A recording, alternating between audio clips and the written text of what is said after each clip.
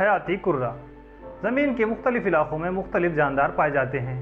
زمین کے مختلف حصوں میں مختلف علاقے ہوتے ہیں اور مختلف علاقوں کا مختلف طبیعتی نظام ہے، جیسا کہ کہیں پر سال بھر بارش ہوتی رہتی ہے تو کہیں ریگستان موجود ہے، کہیں کھلے میدان ہے تو کہیں اونچے اونچے پہاڑ ہے، کہیں سال بھر برف گرتی رہتی ہے تو کہیں کی آب و ہوا سال بھر گرم مرطوب ہوتی ہے۔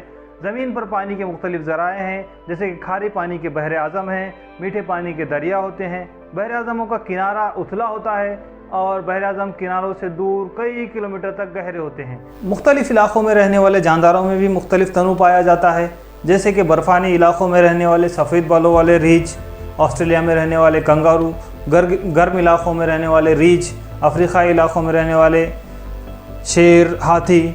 اسی طرح سے مختلف علاقوں میں مختلف تنوع پایا جاتا ہے۔ ایک علاقے میں پائے جانے والے جانور دوسرے کسی علاقے میں نہیں پائے جاتے۔ ہاتھی اور شیر صرف گرم علاقوں میں پائے جاتے ہیں۔ مختلف علاقوں کے نباتات میں بھی مختلف تنوع پایا جاتا ہے۔ جانداروں میں پائے جانے والے اس علاقائی تنوع کی وجہ سے ہی ان علاقوں کی خصوصیات طے پاتی ہے۔ زمین پر ہر طرف مختلف قسم کے جاندار پائے جاتے ہیں، مثلاً خشکی پر، پانی میں، ریگستان میں، ہوا میں مختلف قسم کے جاندار پائے جاتے ہیں۔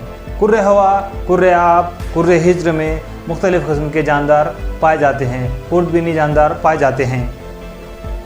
ان کروں میں پائے جانے والے جانداروں اور ان سے بھرے ہوئے مجموعی حصے کو حیاتی کرہ کہتے ہیں۔